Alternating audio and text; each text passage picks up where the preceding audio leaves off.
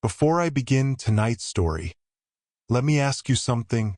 How many times have you gotten into an Uber without a second thought? You check the license plate, glance at the driver, and trust the app to take you home safely. But what if that ride wasn't what it seemed? What if the driver who pulled up wasn't the one you were supposed to meet? Tonight's tale is a chilling reminder that the most ordinary things can hide the darkest horrors. The night was quiet, the streets unusually empty for a Saturday. Michael had just left a downtown bar after saying goodbye to his friends. He didn't feel like walking several miles home, so he did what most of us would. He opened the Uber app. Within minutes, a black Toyota pulled up to the curb, sleek and spotless, the driver's profile glowing with a perfect 5-star rating. Relieved, Michael climbed into the back seat. The driver didn't greet him.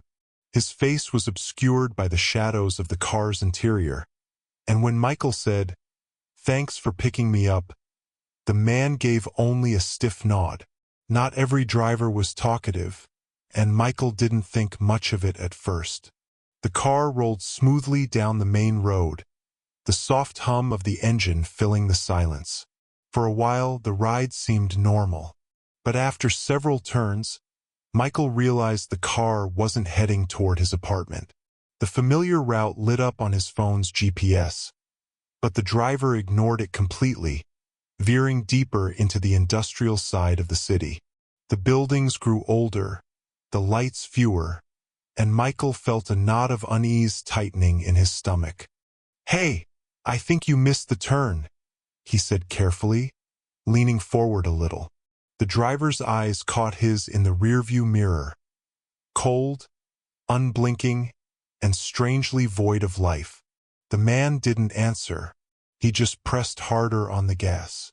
Michael pulled out his phone, intending to share his ride location with a friend, but the screen froze. The Uber app glitched, the map spinning endlessly, until the screen went black. He checked his signal, no bars, no Wi-Fi, nothing. "Come on," he muttered, his voice shaking. When he reopened the app, the driver's ID photo stared back at him, a face pale and expressionless, identical to the shadowed figure behind the wheel. The city slipped away completely now, replaced by stretches of abandoned warehouses and cracked asphalt. The car sped up, the outside world blurring into darkness. The silence inside was unbearable. "Hey, just let me out here, okay? I'll figure out the rest," Michael said, trying to sound calm. The driver's grip on the wheel tightened, his knuckles stark white, but still he said nothing. Michael's pulse hammered. He reached for the door handle, but it was locked. He pressed the unlock button, nothing happened. The locks wouldn't budge. He looked up just in time to see the driver's lips curl into the faintest, most unsettling smile. Then came a sound, low, guttural, almost like a laugh but far too distorted to be human. Michael froze. The driver finally spoke, his voice rasping as though two people were whispering at once. "This is the last ride you'll ever take." Panic surged through Michael. He kicked at the window, screamed for help, but the warehouses around him were hollow and dead, their broken windows staring like empty eyes.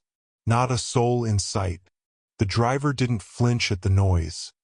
If anything, he seemed to feed on Michael's terror, the car accelerating faster, deeper into nowhere. The air grew colder inside the car. Michael could see his breath fogging in front of him. The dashboard lights flickered.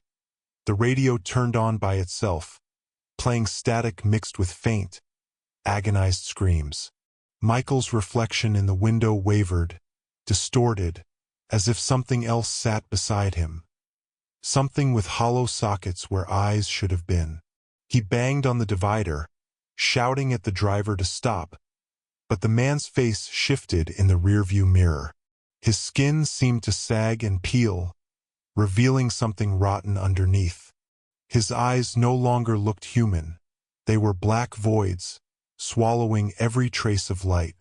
The car screeched to a stop in front of a warehouse with shattered doors hanging open like a gaping mouth. The driver turned slowly, his neck bending unnaturally far, and whispered, "End of the line." The locks clicked open on their own.